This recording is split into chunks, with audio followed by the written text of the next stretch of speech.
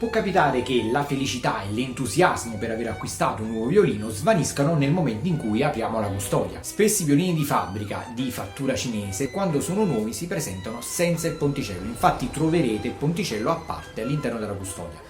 Quindi bisogna sistemare il ponticello per bene. Un altro aspetto importante a cui prestare attenzione è l'archetto. L'archetto, essendo nuovo, avrà i crini che non aderiscono bene alle corde, quindi non vi spaventate se il vostro violino non emetterà alcun tipo di suono.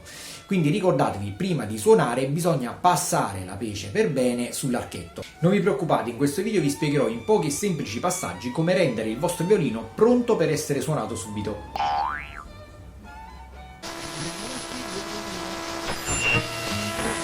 Il violino più o meno si presenterà in queste condizioni, quindi senza ponticello, il ponticello a parte, avrete un archetto, la pece. Alcuni violini hanno al proprio interno anche la spalliera. La prima cosa da fare è sistemare per bene le 4 corde all'interno delle scanalature presenti sul capotasto.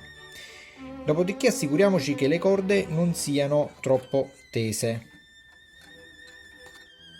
Se osserviamo per bene il ponticello, notiamo che la curvatura tende a diminuire al lato destro ed è proprio sul lato destro che andrà posizionata la corda Mi.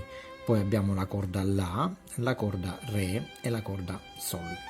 Per capire bene quale sia la posizione delle corde, io consiglio sempre di disegnare una linea centrale immaginaria e a distanza equa vanno posizionate le corde. Normalmente un ponticello ha già le scanalature, però nel caso non ci siano potete ricavarvele voi in questo semplice modo.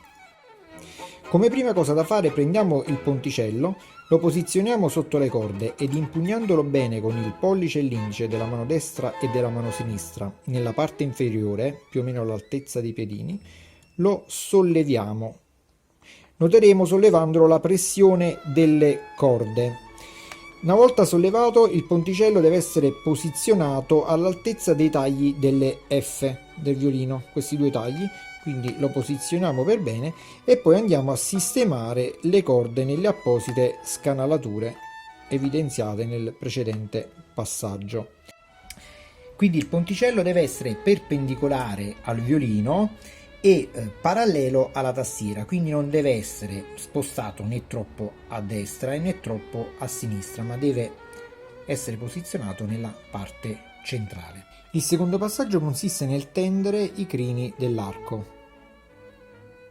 In questa fase vi consiglio di prestare attenzione alla curvatura della bacchetta. La bacchetta deve sempre mantenere la sua forma curva. Attenzione a non tendere troppi crini come in questo caso, infatti vediamo che l'eccessiva tensione ha eliminato la curva dalla bacchetta. Questa tensione crea dei danni all'archetto, quindi attenzione. Ed eccoci nell'ultima fase, quella del passaggio dei crini sulla pece. Noterete che strofinando questa resina un po' alla volta i crini diventeranno sempre più bianchi.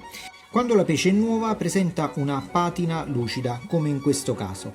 Questa patina fa in modo che la resina non si attacchi subito ai crini, ma col tempo e con lo strofinio andrà via, come in questo caso. Infatti notate che i bordi sono diventati opachi. Il mio consiglio è quello di cercare un buon liutaio nella vostra zona, a cui affidare il vostro violino per un controllo generale. Spesso i violini nuovi di fattura economica hanno bisogno di piccoli interventi di manutenzione al ponticello. Se il video vi è stato utile, ricordate di lasciare un like, iscrivervi al mio canale e come sempre divertitevi con la musica.